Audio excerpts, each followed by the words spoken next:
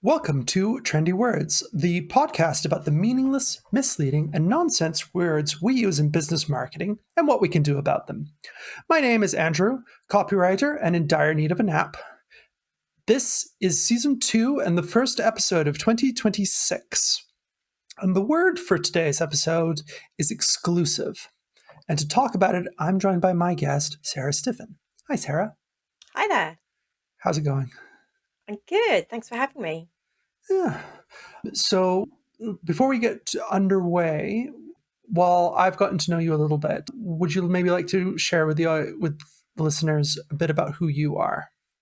Sure. Well, I'm an email marketing strategist. I work mainly with e-commerce brands, working on their strategy. But I also do the done for you as well. So I do the implementation, and I I'm a bit of I look at everything that they do, which is the technical, the creative, and the analytics. I just love getting right down in there with their email marketing. But I wasn't always an email marketer. I've actually done email marketing for a long time, and I started in my own business when I was a holistic therapist many years ago, and I was doing social media and email for myself, and other therapists would come to me and say, "What is this thing called Facebook? And how are you sending these emails?" And so I started training other therapists on how to do that. And fast forward a few years, we started a family, and I gave up my therapy business. And when it was time to go back to work, I looked around at what I could do. I needed to work from home. So I became a virtual assistant, for want of a better word, but then very quickly niched into social media and email marketing. Loved doing that. But, not but, my business coaches about 3 years ago, I think they said, quit the social media. You are brilliant at email. There's lots of social media managers around. There aren't many freelance email marketers around.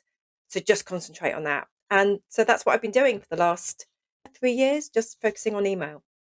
That's such a fun sounding journey. You've gone from holistic therapist to marketing therapist to just specialist in email marketing. Yeah, yeah. And then before that, when I did work in a corporate role, I was PA, executive PA. So I was working at C suite level. And one of those roles was in marketing. So I kind of absorbed stuff. I wasn't a marketer as such, but I absorbed a lot of what was going on around me from my boss and what was going on in the departments as well. So all good fun, and all kind of brought me to where I am now. Yeah, that's such an interesting journey. I feel like there's another podcast just talking about about freelance journeys, but I guess I'll have to wait for another day. Yeah, definitely. So Sarah, why is exclusive such a poorly used word in marketing? Oh gosh, the word exclusive has become so overused, and it's actually lost the quality it's meant to convey. I think everybody wants their product or service to be exclusive, but it's not. You see it everywhere. The definition of exclusive, according to the Cambridge Dictionary, is limited to only one person or group of people. But as an email marketer and an email geek, I sign up to a lot of emails, and I'm promised on their pop up or their sign up form exclusive access, exclusive offers, insider tips. And then I see that, I'm expecting to get access to deals that no one else is going to see. And then I realize that those exclusive offers to me and other email subscribers are appearing on their website at the same time, or appearing on their Instagram post to 20,000 followers at the same time. And you just feel a little bit duped, I think. And I see this a lot with Black Friday. You'll get people or businesses having a pop-up form on their website saying, sign up for exclusive Black Friday offers, which sounds great, but then when Black Friday comes around, you just go onto the website and all those offers are there, or you go onto their social media and all of those offers are being promoted there as well, and you're not really getting anything exclusive as an email subscriber. It's just another way for them to get you on their list, really, and just so they can promote whatever they want to.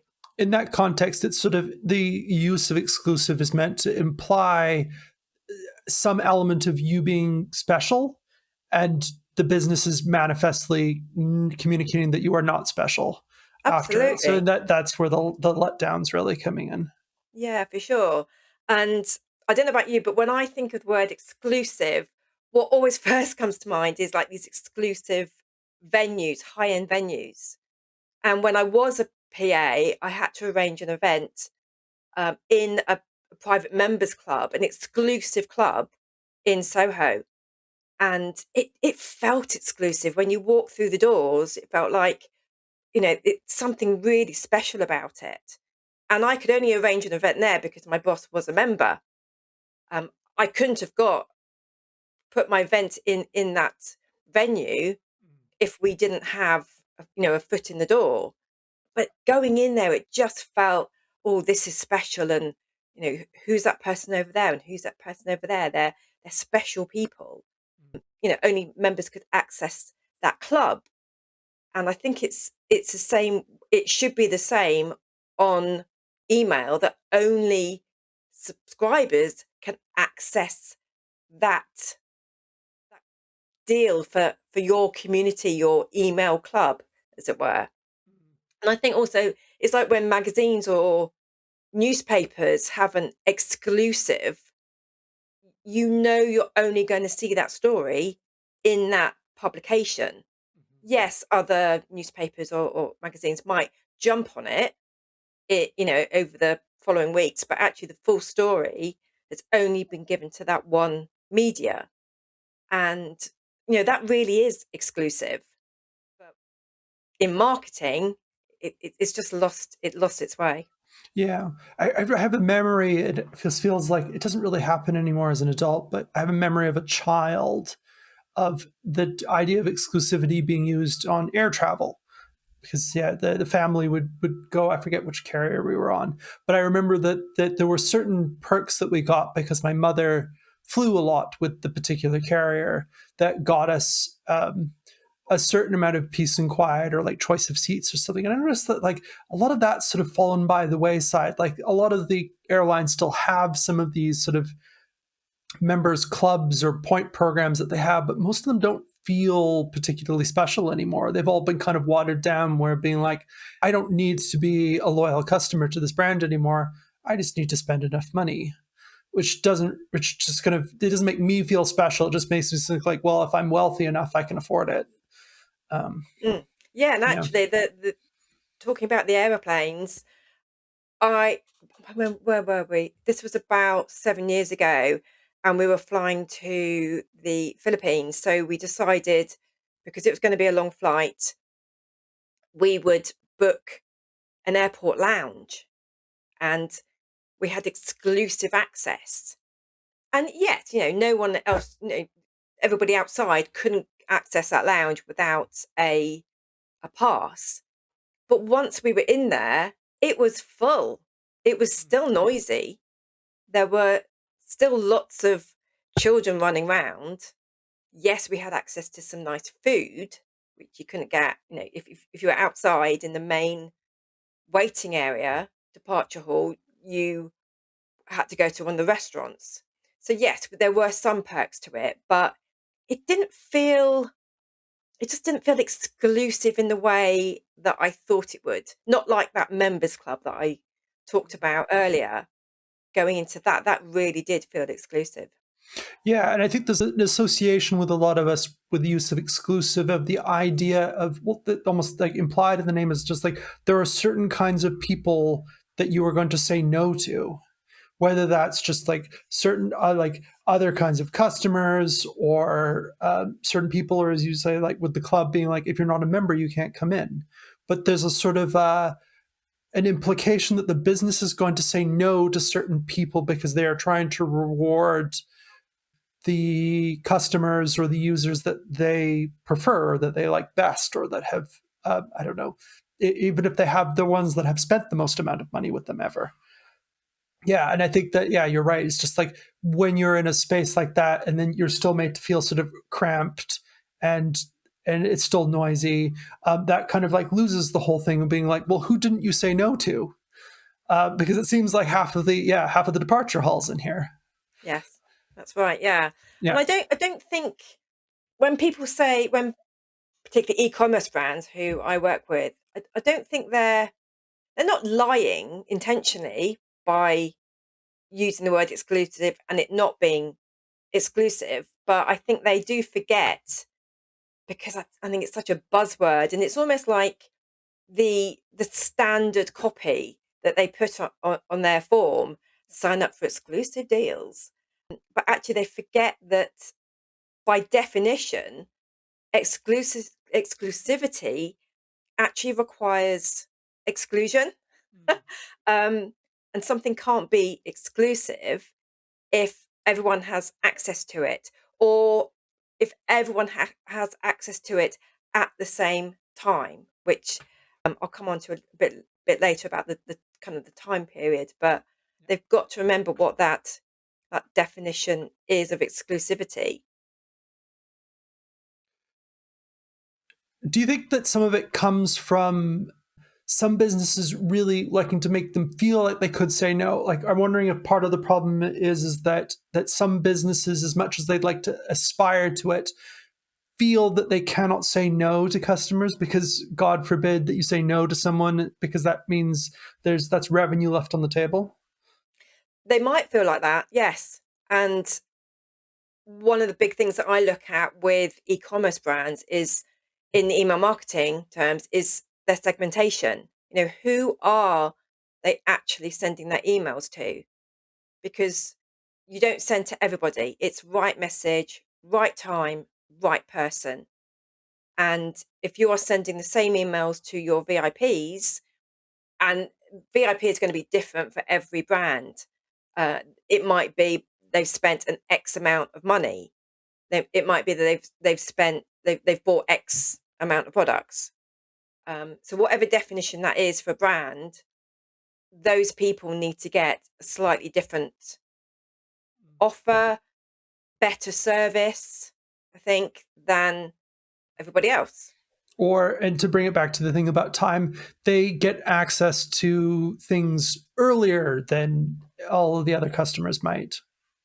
Yes. So yeah, is that kind of what you were kind of getting at when you were talking about like time limiting? Yeah. So it could be exclusive for a limited time.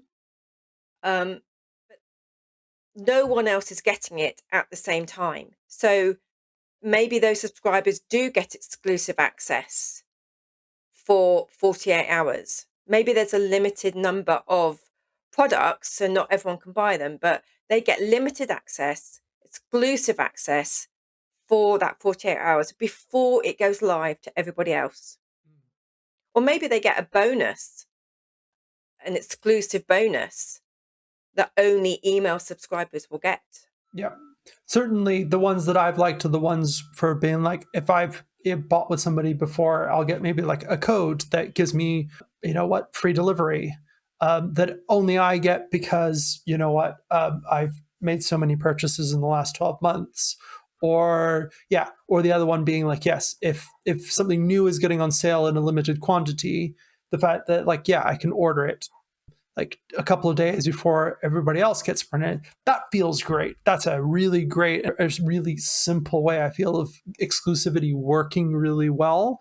And I'm always surprised by how little it seems to happen, especially in my inbox. Like if I look at my inbox and thinking about how many deals are in there, most of them are 99% of them are generic as hell.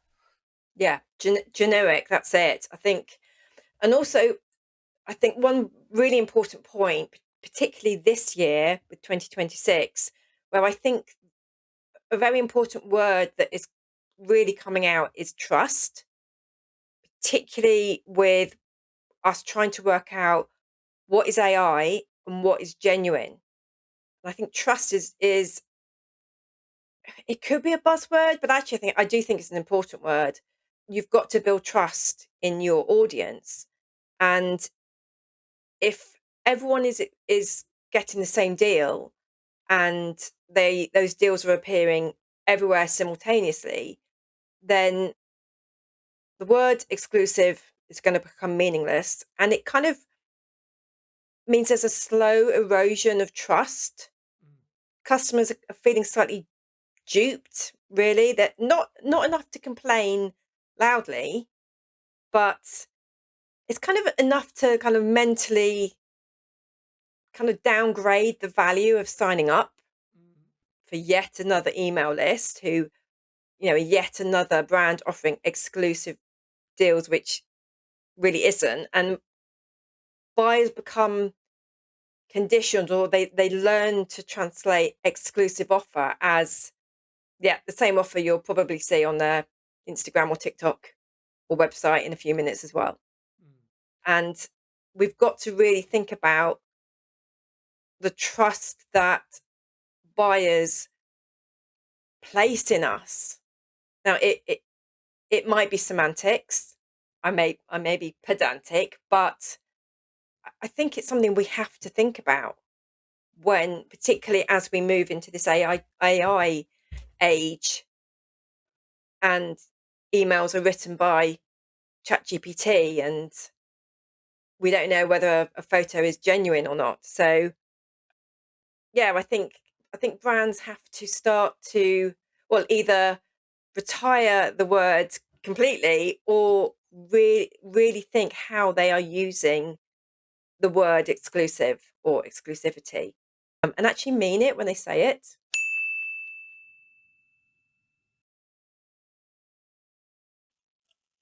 So, Sarah, how do we go about reclaiming exclusive so that it is actually exclusive again? Yeah, so I've got four ideas, and these are particularly related to email. The number one is actually make it exclusive, as simple as that. If you're going to use the word exclusive, then honor it. Let email subscribers only get that offer, and that's it. Or, as we touched on earlier, say 48 hours before anyone else, so that they do have that period of exclusivity. So, no simultaneous social media posts, no pop ups on the website at the same time. Let exclusivity actually mean something again, even if it is just that short window of, say, 48 hours. And I think it's important to note that exclusive doesn't have to mean only in your newsletter.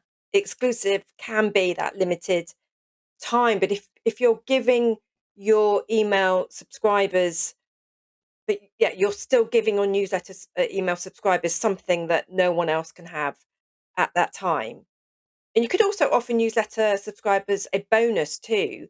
So even if everyone gets a discount that week, the subscribers are still getting something that is exclusive. So that's number one. Actually, make it exclusive.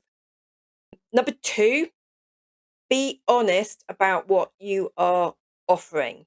So the standard copy on email newsletter pop-ups, subscriber forms is sign up for exclusive tips or get our insider tips. But what you could have instead is be the first to know.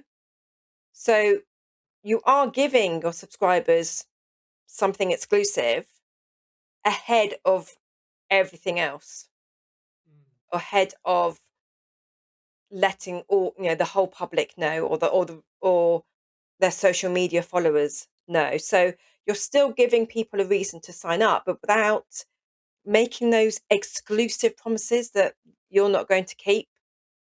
And I Yeah. think that transparency, I think that's needed right now. Mm. I've also seen, I think, like, I don't see this very often, but I think one of the other great things was that some things that I've seen that are exclusive is where, because you're paid or you're signed up, you get you get additional content. So there's the general content that goes out, or the general offer that goes out. But for if you're exclusive in one way or another, you get something a little bit extra. I feel like this is also a missed opportunity for give a little bit of flavor. If people have already signed up for you, it means that they obviously like something about you and would tolerate you giving a little more character rather than getting the generic thing that everybody else gets. Yeah, absolutely. I've got two examples of that. There's an email marketer who I follow and I really look up to. And I don't know if he still has, but certainly he used to have a paid newsletter as well. Now, I never signed up for that, but from what I can gather, that paid newsletter just went a lot deeper into almost education for email marketers. And also, there's a free newsletter that I sign up to, and the paid newsletter that she offers is about AI within the industry. So there's two ways to kind of use that exclusivity in your emails by, like you say, it's almost gated content in email marketing terms. Yeah, Mm. that's a good one. Yeah. So my number three idea is I've said it's focus on convenience, not pretend exclusivity. And what I mean by that is, again, rather than just saying sign up for exclusive offers, is get deals delivered to your inbox, for example. I think that's quite an honest value proposition because people do want to open up their emails and have those offers come to them rather than having to go and search around the website or go and search on social media.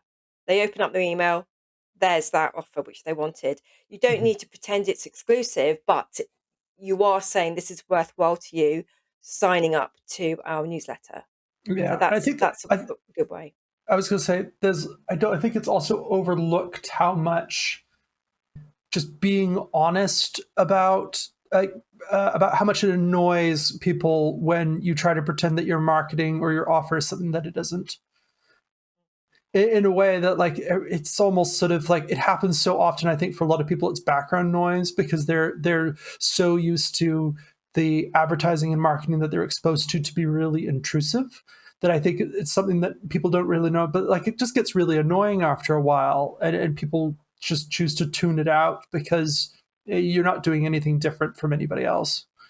Yeah, and I think that's where brands just kind of going off slightly the exclusive path, but I think this is where brands have got to be really thoughtful about their content and not not send out content that they think their subscribers are going to like, but actually talk to your subscribers and ask them what they want. You know, email is a two-way conversation. It's not just a batch and blast. And you can find out what your subscribers want by simply asking them in an email, or you can send a survey or in your welcome sequence, ask them what they want to see and give them some options. So you've got to be, again, it kind of goes back to what we were saying about AI and also templates. I can spot a Shopify template a mile off. And Mm. I'm thinking these people haven't spent the time, these brands haven't spent the time to actually put some thought into their, their email and their branding and just make it look that little bit different to everybody else's email that's out there. So yeah, brands have got to really think about the content that's going out. Yeah, and not and resisting the urge just to pick the first template option in the list. Yeah. Yeah, and that's why I don't like templates because you see other people using them and they don't stand out at all. And you've got to make your emails worth something to the reader and not just them clicking on it and thinking, hang on, but didn't I just see that email before, and actually no, it's another brand who've picked the same template. Yeah, Yeah. it's got to feel special. Yeah. And And number four. number four is reward loyalty meaningfully. So instead of calling everything exclusive, your discounts and offers, which really aren't, what you can do, and this goes to back to segmentation and actually thinking about your subscribers and who they are and what they want, is using the term surprise and delight. So, for instance, you could send long term email subscribers something genuinely special. You could reward those VIP customers who have spent X amount. You could reward them. You could give early access to an offer.